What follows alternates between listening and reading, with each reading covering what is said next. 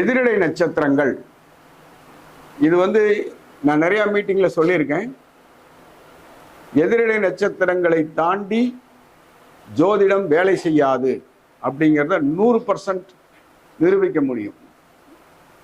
இந்த எதிரிடை நட்சத்திரங்களை மட்டுமே வச்சுக்கிட்டு ஒரு ஜாதகரோட கொடுப்பினையை சொல்ல முடியும். கட்டமே தேவையில்லை.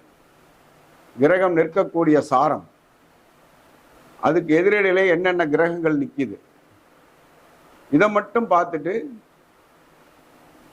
ஒரு ஜாதகரோட கொடுப்பினையை சொல்ல முடியும். அதே மாதிரி இப்போ ஒரு ஜாதகம், இப்போ இதை எடுத்துக்கங்க, லக்னம் அவிட்டத்தில் இருக்கு. லக்னம் அப்படிங்கிறது ஜாதகர். அப்ப ஜாதகருக்கு எதிரிடையில் நட்சத்திரங்கள் வராது, ஏன்னா அவர் ஒரு நபர் ஆயிட்டார்.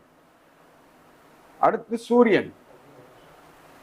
சூரியன்னா நம்ம அப்பாவுக்கு எடுத்துக்கிறோம். அப்படிங்கிறப்ப அவருக்கு எதிரிடையில நட்சத்திரங்கள் வரும், ஏன்னா சூரியன் ஒரு நட்சத்திரங்கிறப்ப அதுக்கு எதிரிடையில் நட்சத்திரங்கள் வரும். அப்ப இந்த சூரியனுக்கு எதிரிடையில் லக்னம் வந்துச்சு அப்படின்னா, சூரியனுக்கு எதிரிடை நட்சத்திரத்தில் லக்னம் இருந்தால் அந்த ஜாதகரோட அப்பாவுக்கும் மகனுக்கும் செட்டே ஆவார். கண்டிப்பா ஒரு ஸ்டேஜில் 2 பேரும் சண்டை போட்டு பிரிஞ்சிருவாங்க. அப்பா பெரிய பையனை போட்டு குழப்புன்னு குழப்பிடுவார், ஜாதகரை குழப்பி விட்டுருவார். இது நீங்க சொல்ல முடியாது, சாதாரணமா ஜாதகத்தை வச்சு சொல்ல முடியாது. இந்த எதிரடைகள் நட்சத்திரத்தை வச்சுட்டு ஈஸியா சொல்லிடலாம். இப்போ சூரியனுக்கு எதிரடையில் சந்திரன் வந்தால் இந்த ஜாதகரோட அப்பா அம்மாவுக்கு நடுவில் பிரச்சனை இருக்கும். ஒரே குடும்பமாக தான் இருப்பாங்க, பிரிஞ்சிருவாங்கன்னு நான் சொல்லலை. ஆனா 2 பேரும் பிரச்சனையோட தான் லைஃப்பை ஓட்டிட்டு இருப்பாங்க. இதையும் கவனிக்கணும். அதே இப்போ ஜாதகர் செவ்வாய்க்கு எதிரிடையில் லக்னம் வந்துச்சு அப்படிங்கிறப்ப பார்த்தீங்கன்னா சகோதரருக்கும் ஜாதகருக்குமே சரி வராது. அவங்க சகோதரர் கூட ஒரு பிரச்சனையில் இருப்பார், ஏதாவது ஒரு ஒற்றுமை இல்லாமல் ஏதாவது ஒரு குறை இருக்கும். இவருக்கு வரக்கூடிய அப்பா சொத்து இருந்ததுன்னா இவருக்கு வரக்கூடிய பங்குல பிரச்சனை இருக்கும். இதையெல்லாம் சொல்லலாம். அதே மாதிரி ஒவ்வொன்றையும் உறவா எடுத்துங்க. இப்போ புதன் அப்படின்னு எடுக்கிறீங்கன்னா தாய் மாமன் உறவு இருக்குமா இல்லையா, அது எதிரடை நட்சத்திரத்தை வச்சு கிளீனா சொல்லலாம். இப்போ இந்த ஜாதகத்தை எடுத்துங்க, புதன் எங்க இருக்கார்? 5ஆம் இடத்துல இருக்கார். அப்ப நம்ம என்ன சொல்லுவோம்? தாய் மாமன் உறவு நல்லா இருக்குன்னு சொல்லுவோம். ஆனா இந்த ஜாதகத்துக்கு எதிரிடை நட்சத்திரத்துல அவரு புதன் உட்கார்ந்து இருக்காருன்னா, புதனுக்கு எதிரிடையில ஜாதகரோட லக்னம் உட்கார்ந்து இருக்கு அப்படின்னா கண்டிப்பா பிரச்சனை இருக்கும். அங்க ராகு போய் எதிரிடையில உட்கார்ந்தாலும் பிரச்சனை இருக்கும். கேது போய் உட்கார்ந்தா மாமனே இல்லாம கூட இருக்கும். இது எல்லாத்தையும் சொல்ல முடியும்.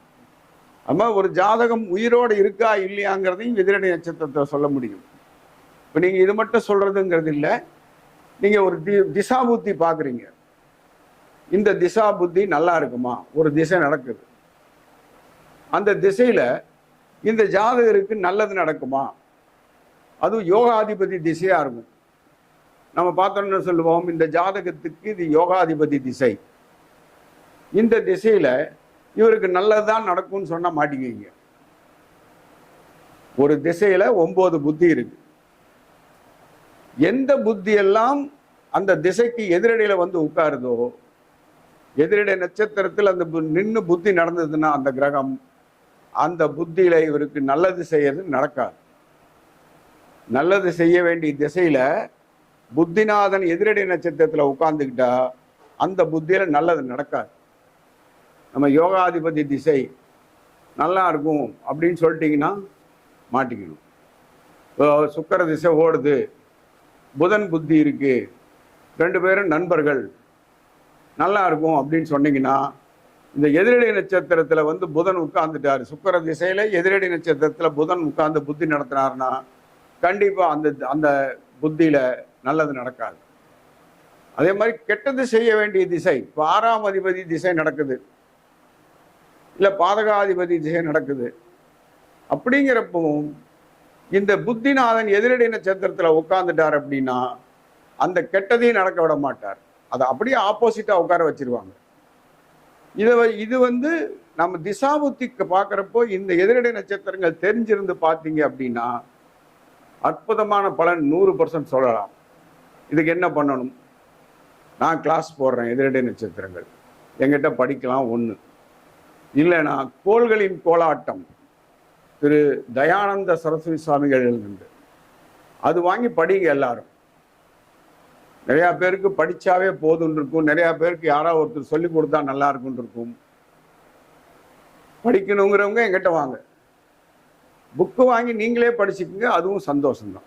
ஏன்னா நான் என்ன சொல்ல வரேன்னா எல்லாருக்கும் எல்லாம் தெரியணும் அப்படிங்கிறது என்னோட கொள்கை.